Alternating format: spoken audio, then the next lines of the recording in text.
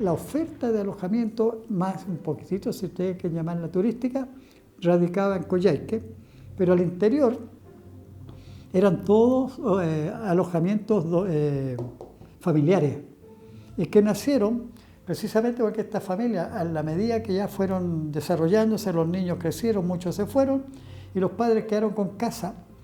¿Qué iban a hacer con las casas? Empezaron a dar alojamientos, pensiones, y por ahí empieza a aparecer, y ya tenían habían tenido un poco un ensayo, una premier, ¿cierto? Con la llegada, ¿cierto?, de la construcción de la carretera austral, pues mejoramiento. Entonces ahí ellos aprovechan a los trabajadores, darle alojamiento y darle comida. Y por ahí empiezan también a avanzar en el tema, ¿cierto?, del alojamiento. Bueno, yo estuve destinado en la oficina de Puerto Aguirre desde el año 1982 al 1985. En esa oportunidad nos tocaba llevar los guardaparques a la Laguna San Rafael. En San Rafael en esos años los guardaparques se hospedaban en el hotel. El hotel que fue construido para asuntos turísticos fue desvalijado anteriormente, de manera que la corporación hizo algunas mejoras para que se pudieran hospedar y tener los relevos de los guardaparques en esa oportunidad. Y ahí permanecían en actividades de control, vigilancia, para salvaguardar la fauna y la biodiversidad existente en el parque. Pero dado el reglamento y la forma de operar de CONAF, que estaba a cargo de los parques, costaba mucho que ellos permitieran el ingreso a los parques, porque obviamente, primero, no estaban muy habilitados, y segundo, todavía ellos no incorporaban el concepto de turismo a esos parques. Ustedes saben que la idea y el objetivo de CONAF era la preservación y el cuidado de las áreas protegidas. Por algo, mire, por algo todavía se llaman áreas silvestres protegidas, ¿cierto? Y por lo tanto, mediante una serie de convenios, de conversas con turismo y con otros, se empieza a permitir de a poco, ¿cierto?, el ingreso a los parques. El Parque Nacional Laguna San Rafael fue declarado primero Parque Nacional de Turismo, con una superficie bastante reducida. Posteriormente, en el año 1977, fue ampliada su superficie y cambiado de categoría también como Parque Nacional Laguna San Rafael. En esos años existían tres proyectos bastante ambiciosos. Uno era la apertura del Istmo de Oski, que era conectar la laguna con el río Negro San Tadeo, para que posteriormente ser dragado y permitiera la navegación desde Puerto Montt hacia Punta Arenas, evitándose el paso por el mar abierto. Bueno, eso empezó a construirse, pero no se llegó a su fin. Quedó solamente los principios del dragado que hicieron los trabajadores en esos años, y no se concretó.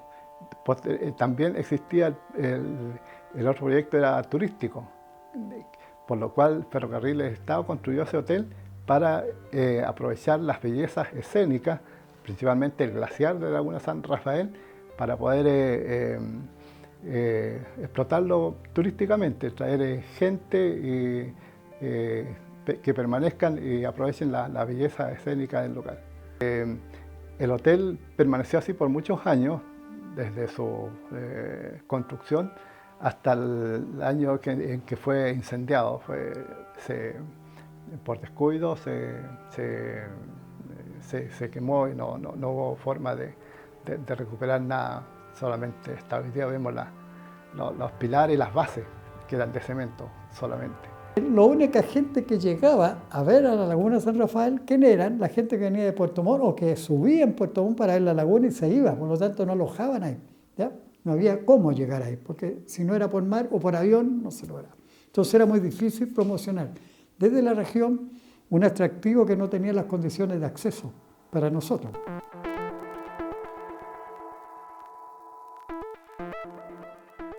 A nosotros nos trasladaron a la localidad La Junta, el año 85 y en ese año está recién empezando a funcionar el Parque Nacional Queulat. Ahí nos tocó hacer algunas prospecciones, trazar algunos senderos que hoy día son utilizados por la gente común y corriente, pero todo fue a base de machetes con los guardaparques en terreno mismo. Fue una de las grandes, o sea, una satisfacción haber sido uno de los primeros que abrimos senda en ese lugar tan, o sea, tan atractivo hoy día para el turista en general.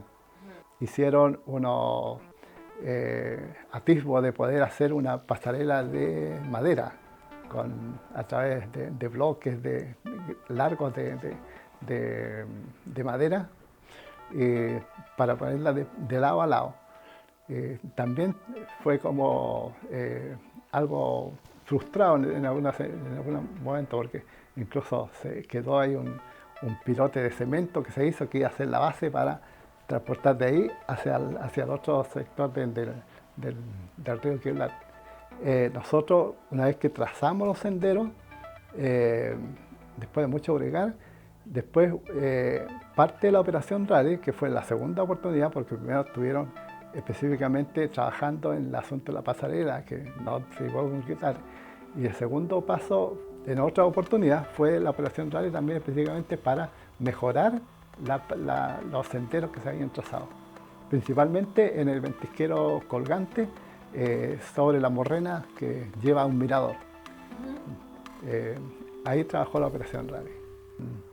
Bueno, la carretera austral fue un paso bastante grande para la conectividad principalmente de los sectores y eso trajo consigo también que el turista y las empresas turísticas también aprovecharan este logro para explotar turísticamente principalmente el Queulat, el lago Las Torres, y Mañiguales también, que quedan en la misma, o sea, están conectados a la carretera austral.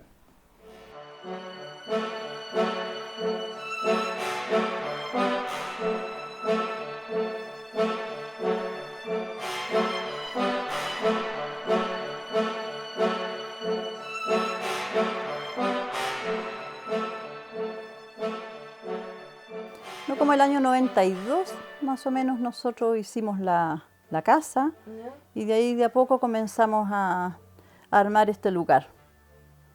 Y de ahí, con los montañistas que nos empezamos a conocer y empezamos a desarrollar un proyecto turístico y después nos fuimos dando a conocer un poco más, ya hicimos contacto con algunas agencias. Y así dándonos a conocer por medio de la misma gente que viene al lugar, de ahí en algunos libros que hemos estado saliendo también, el Only Planet, que es un libro bastante conocido. Pero en esos años nosotros no vivíamos todavía arriba en el San Lorenzo, estábamos sí, conocíamos este lugar, pero vivíamos como a una hora más hacia acá abajo, con el papá de Luis, de mi marido, con mi suegro. Y en una oportunidad bajaron unos montañistas italianos, creo que en el año 90 puede haber sido. Y esos fueron como las primeras personas que yo conocí de montaña y extranjeros, así de tener contacto con ellos. Y conversando y pudiendo conocer un poco cómo se movía la gente de montaña con sus equipos, y porque también ellos vinieron a pedir ayuda para transporte de caballo porque querían sacar su carga de adentro de Agostini. Entonces hablaron con mi marido y él, creo que esa vez fue su primera experiencia de traslado de carga de pilchero con este grupo de italianos. Después se comenzó a trabajar en el sector con la Junta de Vecinos y las autoridades en Cochrane, el alcalde, para la construcción de camino. En esos años no había camino por acá desde Cochrane al sector. había solo hasta el lugar cerca de Laguna Esmeralda. Por ahí era muy poquito. Entonces la Junta de Vecinos con toda la gente empezaron a hacer esta senda. Primero una senda, después ya se juntaban recursos, se compraba petróleo con las ayudas de máquinas, la municipalidad, todo eso, se empezó a abrir este camino. Hoy día ya hay un camino público que va hacia el lago Brown, muy bueno, muy lindo. Entonces la gente se empezó a informar después allá y empezaron a entrar por Cochrane, por el camino. Y hoy día vienen todos por Cochrane. Había ya muchas cosas pasando y hay una afluencia de montañistas grande porque es un lugar bastante accesible ahora. Fuera de la zona de mal tiempo eterno que es la costa, y en muy pocos años se convirtió en un destino importante del montañismo, ¿ya? Medio peligroso también, hay que tener cuidado. Ese lugar es valioso, mucho que hacer. Algo somos responsables también porque promocionamos también el lugar, hicimos la ascensión de San Lorenzo años atrás. La Silvia Metzel tiene responsable con sus libros. El libro de la Silvia Metzel es como la Biblia del montañismo regional. Detrás de los montañistas viene el turismo. A la Silvia no le gusta eso, pero es. Y claro, los culpables somos nosotros, los montañistas. Esta es una postal. Luis, Silvia Messeltin y el papá de Luis. Abajo, en el valle de la casa de nosotros, de invierno más abajo. Cruzaban por allá antes con carretas porque no había camino. El camino estaba por el valle abajo, por la costa del río. Pero también hemos compartido dolores de accidente, de muerte. También. Y esos igual son fuertes. Porque son personas. Claro. Claro. Y más cuando tú lo has conocido, a lo mejor por poco tiempo, por poco rato, o por hora. Y se han ido a la montaña y después te dice, murieron. Están muertos, también al final tú te ves involucrado con los que quedan, con el dolor, y lo tienes que compartir con ellos, porque esos chicos llegan y a alguien tal vez quieren abrazar. Y de hecho lo hemos hecho y hemos llorado juntos, porque claro, son momentos emocionales muy fuertes. Y el apoyo somos nosotros que estamos ahí, que los llevamos, que los atendimos. Y después tenemos que recibir también para enfrentar las situaciones.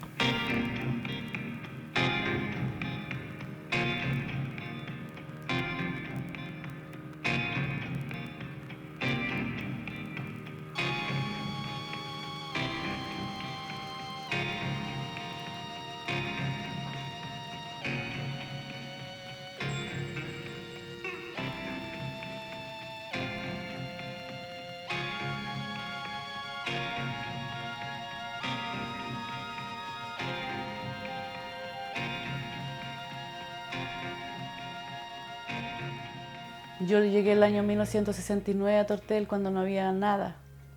No había pasarelas, no había camino, no había luz, no había teléfono, nada de comunicación. No habían casas tampoco en Tortel. No existían las casas. Las únicas casas que existían eran las casas donde estaban los funcionarios de la Armada. Y algunas casitas de algunos pobladores que todavía están, que son unas casitas dos que hay acá, otras que hay por el rincón, que ya las han desarmado todas, queda una nomás. Y eso era todo lo que había, pues no había más. No había nada, pues aquí era todo verde. Lo único que había, que me acuerdo bien, a los 7 años que tenía, cuando llegamos al frente, al otro lado, que no hay nada. Ahí los llevaron a un campamento. Y acá al frente, lo que era la Capitanía de Puerto, estaba rodeado de castillos de ciprés. Eso me tengo muy, muy bien grabado en mi mente de que yo vi eso y como para mí esa es la imagen como conocí Tortel, lleno de castillos de ciprés, porque Tortel siempre ha sido explotado, la mano de obra o sustento de la comunidad siempre fue el ciprés y es hasta la fecha. Yo llegué a Tortel, conocí el Báquer me quedé impresionado y de todas maneras tenía claro los valores que habían ahí. Me di cuenta como profesionalmente es que hicimos un trabajo de planificación microrregional en Tortel. Entonces tú para eso tienes que ver de qué va a vivir la gente en el futuro. Y una de las posibilidades concretas era el turismo. Y la analizamos, la propusimos, nos dimos cuenta que Tortel era un lugar importantísimo dentro del país, al estar en la desembocadura del principal río de Chile y entre ambos campos de hielo y frente al Golfo de Pena, o sea, un lugar que tiene es estratégico, digamos, ¿ya? Nos dimos cuenta además del valor que tiene Caleta Tortel y que tiene la naturaleza ahí, que es tremenda. Y su gente también, por supuesto, tenemos bien amigos con la gente. Bueno, Tortel es un lugar que no nace para el turismo, quizás como otros lugares, incluso como en Argentina, donde hay lugares que se han creado para el turismo. Tortel es, como siempre yo digo, como un lugar todavía auténtico. De hecho, la gente que vive acá todavía sigue siendo la misma gente que lo habitó desde un comienzo por razones de vida, por trabajo, qué sé yo. No es un lugar hecho para el turismo. Entonces, cuando recién empezó el turismo, como que los turistas eran unas visitas así como súper apreciadas. Entonces yo creo que había un tema de hospitalidad como innata, de que a lo mejor tú no te dedicabas al turismo, pero ver a alguien de afuera como que era algo entretenido y lo invitaba a tomarse un mate. Y en general todos teníamos más tiempo porque había menos turistas, entonces uno tenía la posibilidad de hacerlo como algo mucho más personalizado, la visita de un turista. Estoy dentro de las primeras operadoras turísticas porque hay una que es primero, que la voy a nombrar, que es la señora Luisa Escobar. Ella fue una de las primeras mujeres que empezó con el turismo en Tortel. Y después yo trabajé para ella. Yo era la que hacía las camas, hacía el aseo en su casa, en su negocio.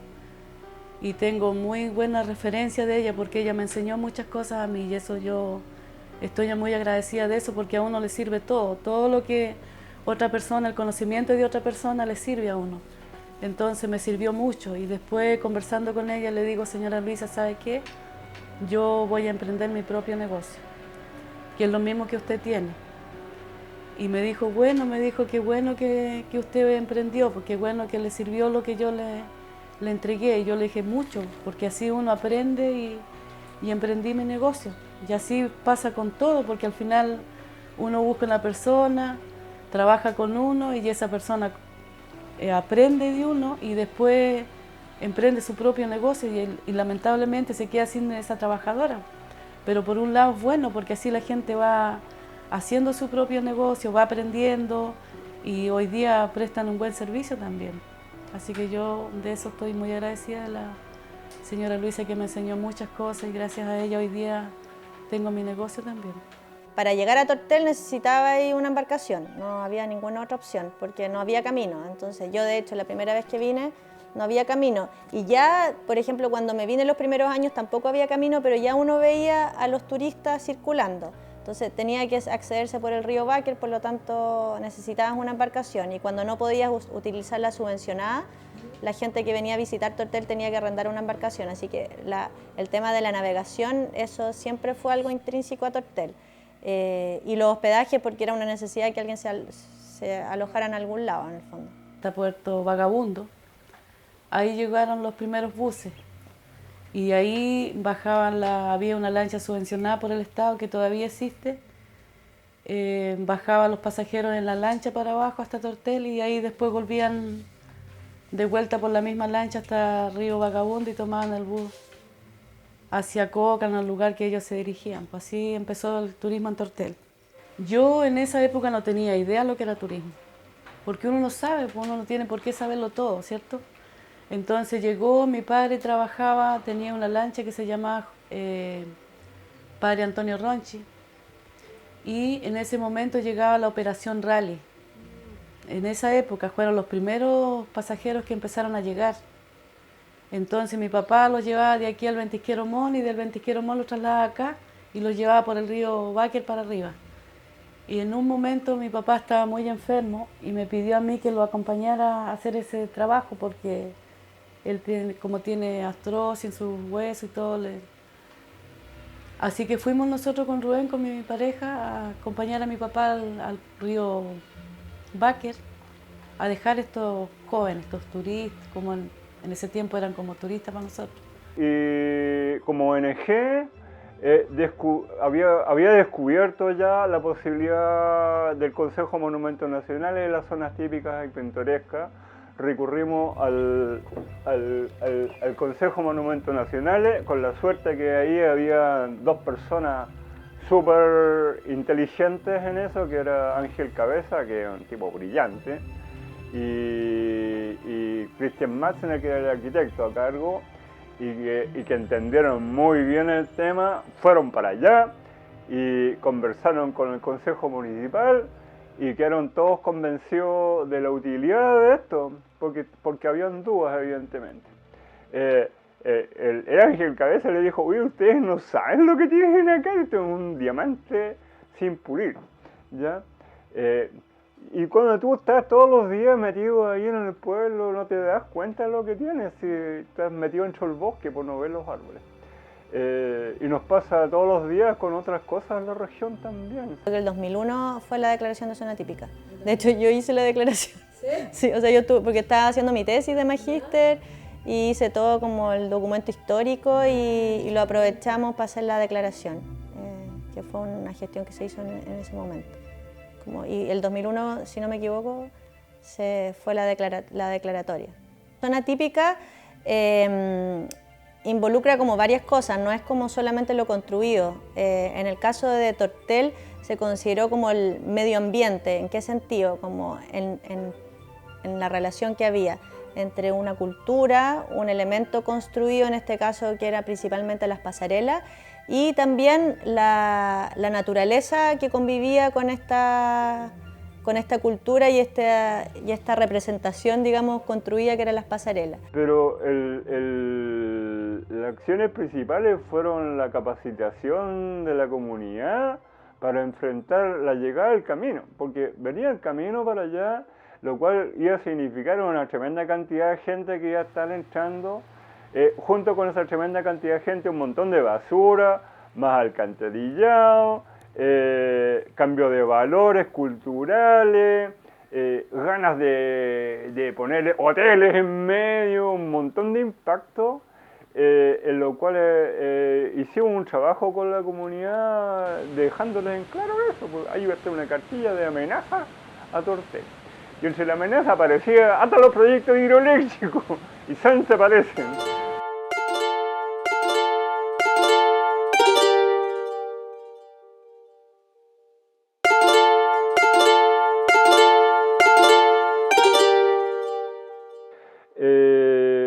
Cerro Castelló fue parecido a Tortel, fue nuestro primer proyecto de turismo sustentable comunitario que hicimos en la región con el Fondo de América, y es porque veíamos que iba el pavimento para allá y que iba Cerro Castillo iba a quedar súper accesible y que habían grandes valores igual que en Tortel y cerquita de Coyhaique.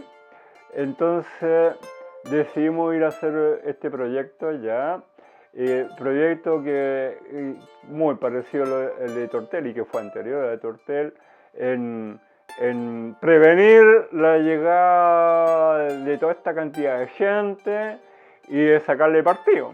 Ojo, aquí tienen que arreglar un poco su pueblo.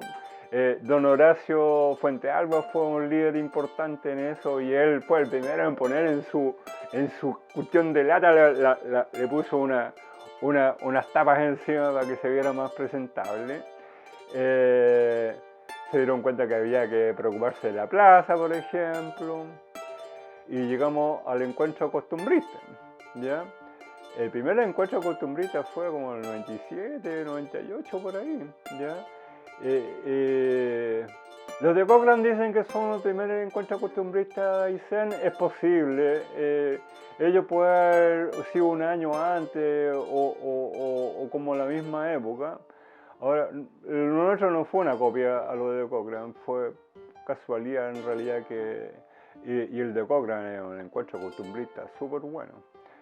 Hacemos el primer encuentro costumbrista y llegaron como 100 personas de Coyhaique, que ya fue sorpresivo.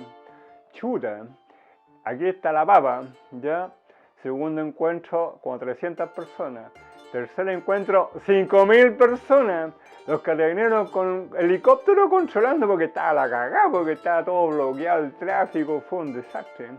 Entonces, ojo, aquí hay que preocuparse. O sea, ahí tú ves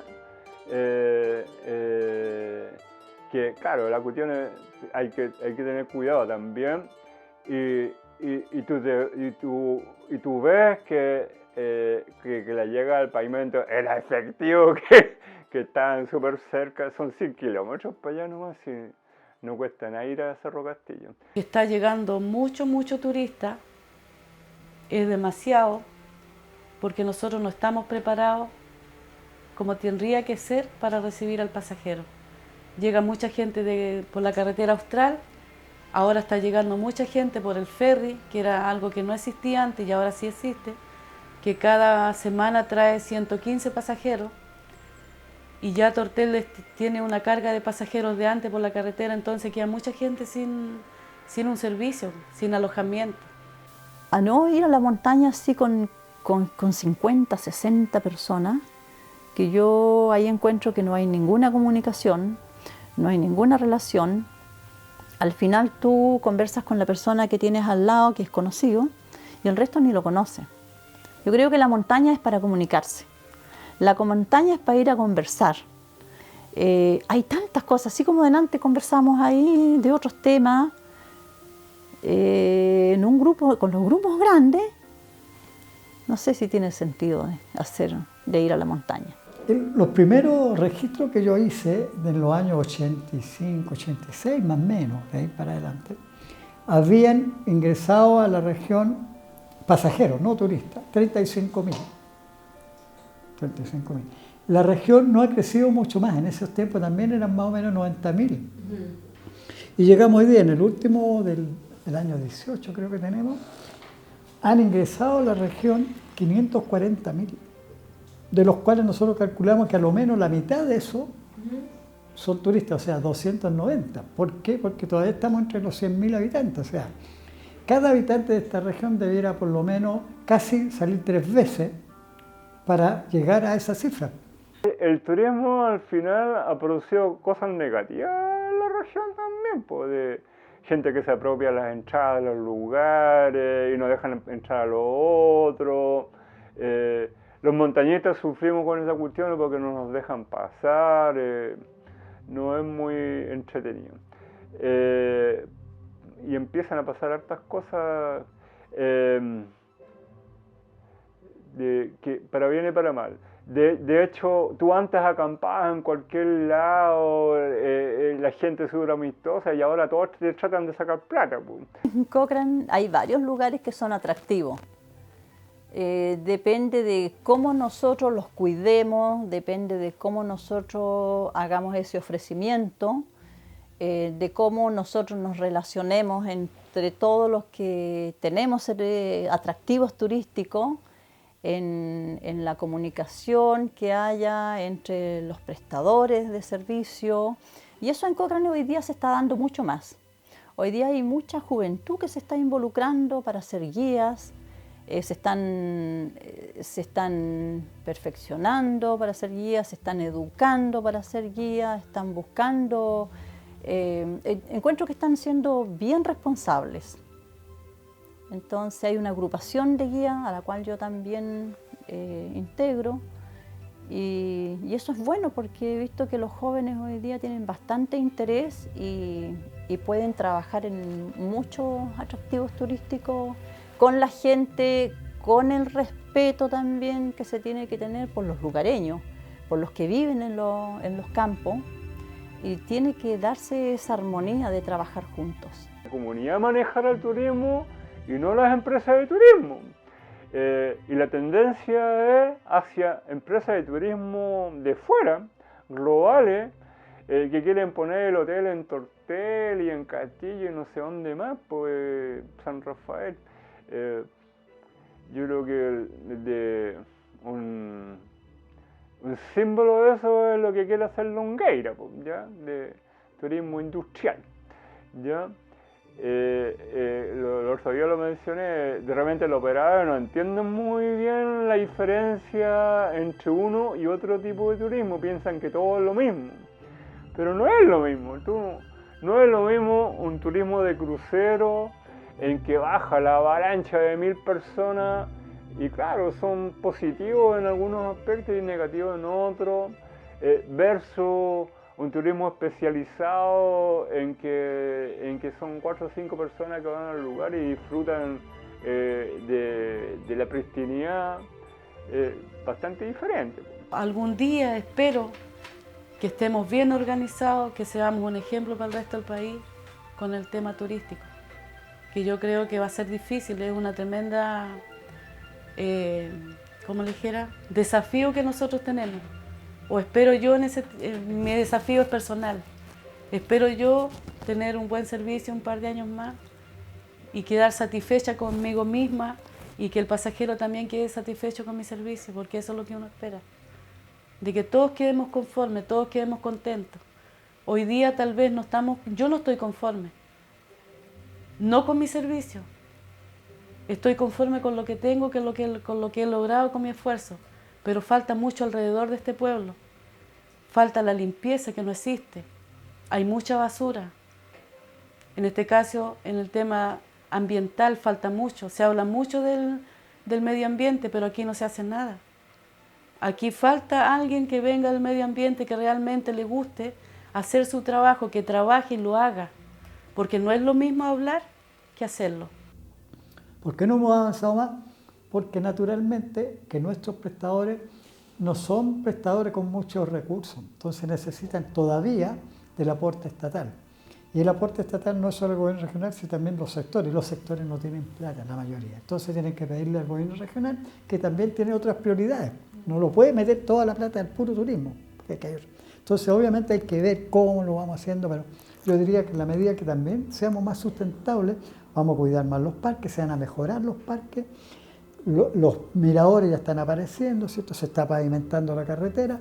¿Y qué es lo que falta? Mejorar las ciudades, los accesos. Yo creo que el rol del Estado debería ser más regulador, más presente, más planificador,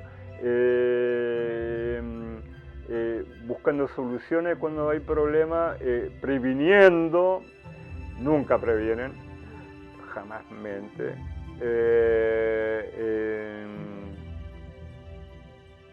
Porque se han quedado en la pura promoción nomás, pero el turismo no consiste en pura promoción, hay que organizarse. Aquí hay actores que tienen que venir del Estado y esos son los que tienen que, para que conservemos este borde costero protegido, ¿cierto?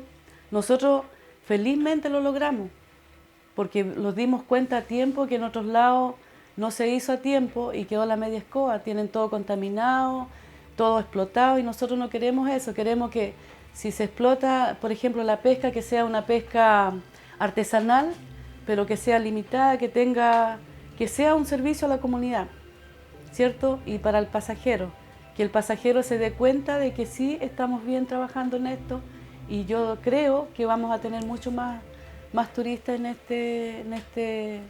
esta comuna si nosotros manejamos todas estas cosas bien. Y estar conectado y con la naturaleza, y cuando uno está solo arriba y ve en un cerro y va caminando y ve tanta cosa, tanta naturaleza y da mucho, y uno se pone a pensar, yo creo que no. Así que lo recomiendo. Quien quiera venir a la montaña, que se dé su tiempo. Nunca es tarde. Nunca es tarde.